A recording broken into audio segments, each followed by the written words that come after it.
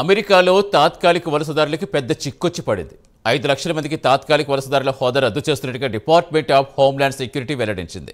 అక్రమ వలసదారులపై ఉక్కుపాదం మోపి వారిని దేశం నుంచి ట్రంప్ సర్కార్ తరిమేస్తోంది. ఇప్పుడు తాత్కాలిక వలసదారుల వంతు వచ్చింది. నెల రోజుల్లో వారిని దేశం నుంచి బహిష్కరించినట్టుగా తెలిపింది. 2022 అక్టోబర్ తర్వాత అమెరికాకు వలస వచ్చిన దాదాపు 5,32,000 మందికి ఈ ఉత్తర్వులు వర్తించనున్నాయి.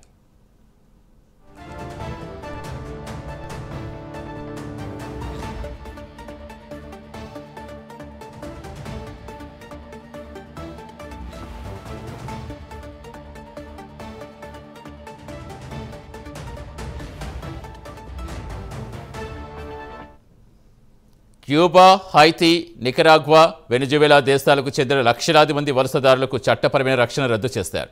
వీరు ఏప్రిల్ 24 లేదా ఫెడరల్ రిజిస్టర్తో నోటీసులు ప్రచురించిన 30 రోజుల తర్వాత అగ్రరాజ్యంలో ఉండేందుకు లభించిన లీగల్ స్టేటస్ కోల్పోతారని తెలిపారు. ఇతరుల ఆర్థిక సహకారంతో మానవతా పేరోల్ కింద అమెరికాకు వచ్చిన వారిపై ట్రంప్ సర్కార్ నిర్ణయం తీవ్ర ప్రభావం చూపనుంది. 2 ఏళ్ల పాటు యుఎస్లో నివసించేందుకు, పనిచేసేందుకు తాత్కాలిక అనుమతులు పొందారని హోమ్లాండ్ సెక్యూరిటీ సెక్రటరీ క్రిస్టి నోయం వెల్లడించారు.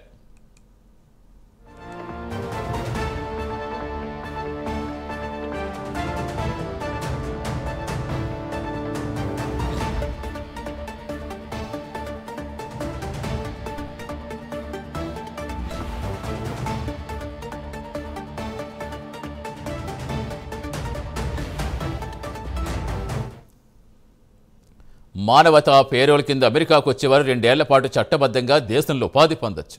ఆ గడువు ముగిశాక మరింత ఎక్కువ కాలం ఉండేందుకు వీలుగా శరణార్థిగా లేదా వీసా కోసం దరఖాస్తు చేసుకునే సౌలభ్యం ఉండేది. అయితే ట్రంప్ అధికారంలోకి వచ్చాక ఈ దరఖాస్తుల ప్రక్రియ నిలిపేశారు.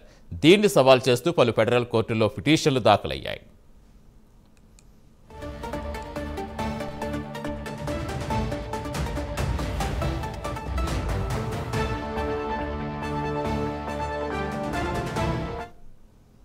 యుద్ధం లేదా రాజకీయ అస్థిరత ఉన్న దేశాల ప్రజలు అమెరికాకు వచ్చి తాత్కాలికంగా నివాసం ఉండేందుకు వీలుగా అధ్యక్షుడు ఈ లీగల్ స్టేటస్ కల్పిస్తారు. మానవతా పేరోల్ విస్తృతంగా దుర్వినియోగం చేస్తారని, దీనికి ముగింపు పలుకుతామని ట్రంప్ ఇదివరకు వెల్లడించిన విషయం తెలిసిందే. ఆ దిశగా తాజాగా అమెరికా సర్కార్ చర్యలు చేపట్టింది. అధ్యక్ష ఎన్నికల ప్రచారంలో ట్రంప్ దీని గురించి పలుమార్లు ప్రస్తావించారు. అక్రమ వలసదారులను బహిష్కరించడంతో పాటుగా కొందరు వలసదారులకు ఉన్న చట్టబద్ధమైన మార్గాలు కూడా ముగిస్తామని అప్పట్లో తెలిపారు.